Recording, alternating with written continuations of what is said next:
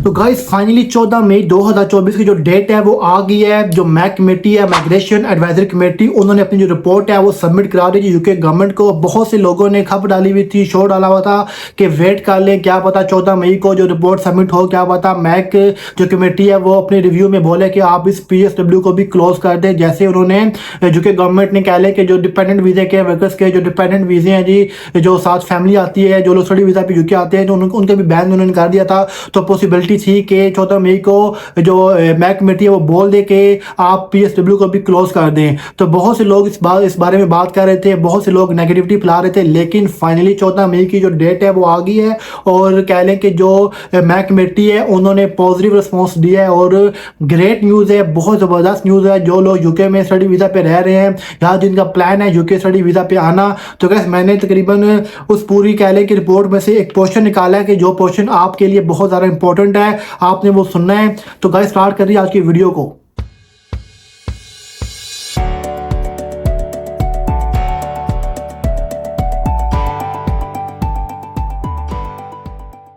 Welcome guys to my YouTube channel Desi boy UK. Guys आपको पता है कि जो यूके गवर्नमेंट है वो ओवरऑल जो नेट माइग्रेशन है वो उसको कम कर रही है। जैसे आपने देखा होगा 2024 में बहुत ज़्यादा उन्होंने डिसीजन लिए हैं, बहुत बड़े बड़े गवर्नमेंट ने फैसले लिए हैं, जिसमें कह लें कि जो केयर वर्कर्स थे उनके डिपेंडेंट्स उन्होंने बैन कर दिए हैं। तो आई थिंक 11 मार्च को उन्होंने, उनकी डेट थी 11 मार्च को उन्होंने बैन कर दिए। इसके अलावा जो स्टडी वीज़ा पे जो डिपेंडेंट्स साथ आ रहे थे, जो फैमिली साथ आ रही थी, जो लोग बैचलर करने के लिए आ रहे थे, उनके भी डिपेंडेंट्स बैन कर दिए। इसके अलावा जो मास्टर के प्रोग्राम थे उनकी भी उन्होंने बैन कर दिए। सवाई रिसर्च मास्टर के लोग या फिर जो PhD करने के लिए आ रहे हैं सिर्फ वही अपने साथ फैमिलीज को लेके आ सकते हैं। तो इस तरह ओवरऑल उनका जो प्रोग्राम था, जो प्लान था यूके गवर्नमेंट का, हमने ओवरऑल जो नेट माइग्रेशन को कम करना है।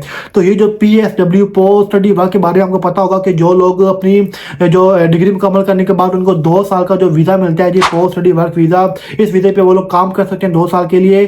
तो गवर्नमेंट ने बोला था जी मैक कमेटी को आपने रिव्यू करना है कि ये जो वीज़ा है, ये जो लोग अपना 2 साल का वीज़ा लेते हैं PSW का, तो इसमें कोई अब्यूज़ तो नहीं हो रहा, कोई सिस्टम में कोई फेलियर तो नहीं है, या तो इसी वजह से कोई कह ले कि जो उनकी इकोनॉमी में इफेक्ट तो नहीं पड़ रहा, या फिर कह ले कि ओवरऑल जैसे कि केयर वर्कर्स पे बहुत अब्यूज़ हो रहा था। तो उन्होंने बोला कि आपने चेक करना है इसमें भी कोई सिस्टम में कोई अब्यूज़ नहीं हो रहा, स्पेशली जो यूनिवर्सिटीज़ हैं या फिर जो स्टूडेंट्स हैं वो उसका कोई नेगेटिव फ़ायदा तो नहीं उठा रहे।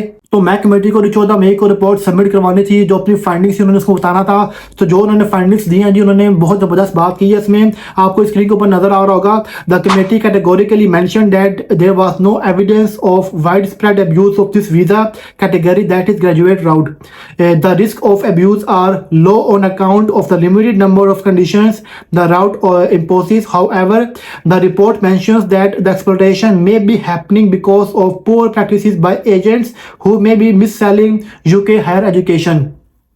तो जो वो कह रहे हैं, जो कमेटी है उन्होंने रिपोर्ट में बोला है कि ओवरऑल हमें कोई भी एज सच एविडेंस नहीं मिला जिसकी बेस से हम कह सकें कि इस सिस्टम को अब्यूज़ किया जा रहा है। लेकिन हाँ, ये पॉसिबिलिटी है कि जो एजेंट्स होते हैं, जो कंसल्टेंट्स होते हैं, वो पॉसिबल है कि वो एक्सप्लॉइट कर रहे हो जी स्टूडेंट्स को। लेकिन ओवरऑल देखा जाए तो इसमें कोई भी अब्यूज़ नहीं हो रहा। तो ये बहुत ही ज़बरदस्त कह लें कि न्यूज़ है। जो लोग यूके में आए थे स्टडी वीज़ा पे, या फिर जिनका प्लान था यूके आना स्टडी वीज़ा पे, क्योंकि आपको पता है अगर ये इन केस अगर उसको बैन कर देते, क्लोज कर देते PSW को, तो आप जो लोग यूके में रह रहे थे स्टडी वीज़ा पे, वो डिग्री मुकम्मल होने के बाद उनके पास कोई और ऑप्शन ना होता, उनको फिर अपने कंट्री वापस जाना पड़ता। तो जो लोग प्लान कर रहे हैं यूके स्टडी वीज़ा पे आने का, तो उनको लाजमी आना चाहिए। और कह लें कि यूके अगर उनकी फर्स्ट चॉइस है तो उनको लाजमी आना चाहिए यहाँ पे। अब मैं बताऊँ आपको कि आपको पता है, जैसे मैंने पहले बताया कि जो नेट माइग्रेशन है उन्होंने बहुत ज़्यादा कम किया है। और जो जॉब्स मार्केट की वजह से बात की जाए तो जॉब्स मार्केट में भी आपको जॉब्स मिल सकती है, क्योंकि जहाँ पे लाखों की तादाद में जिन लोगों ने आना था वो लोग अब नहीं आ पा रहे, क्योंकि केयर वर्कर्स के डिपेंडेंट्स बैन हो गए हैं। इसके अलावा आपको पता है कि जो स्पेशली केयर वर्कर डिपेंडेंट साथ में क्यों आ रहे थे, ताकि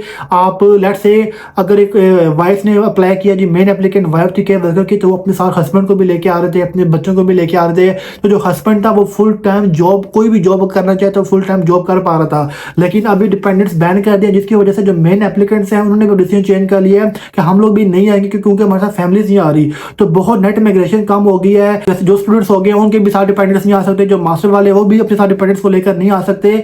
तो बहुत ज़्यादा कह लें कि लोग कम हो गए हैं। जो लोग प्लान कर रहे हैं यूके आने का, यूके स्टडी करने का, तो उनको आना चाहिए। अब ये न्यूज़ आपको मिल चुकी है कि जी PSW भी क्लोज नहीं हो रहा, तो आपके लिए बहुत सारे अपॉर्चुनिटीज खुली हुई हैं, मौके खुले हुए हैं। और जॉब मार्केट भी एज कम्पेयर टू 2022 और 23 में कह रहे हैं 2024 में जो मार्केट है, जॉब मार्केट वो काफ़ी बेटर है, क्योंकि बहुत सारे लोग हैं जिनका प्लान था यूके आने का, डिपेंडेंट बैन होने की वजह से अब वो लोग नहीं आ रहे। तो ओवरऑल जो नेट माइग्रेशन है वो भी कम हुई है। तो अगर आपका प्लान है यूके आने का स्टडी वीज़ा पे, तो आपको आना चाहिए। तो गाइस ये थी आज की वीडियो, तो उम्मीद को तो पसंद आई होगी। अगर आपने चैनल को सब्सक्राइब नहीं किया तो कर दें, वीडियो को लाइक और शेयर कर दें और देखते रहिए मेरा चैनल देसी बॉय यूके।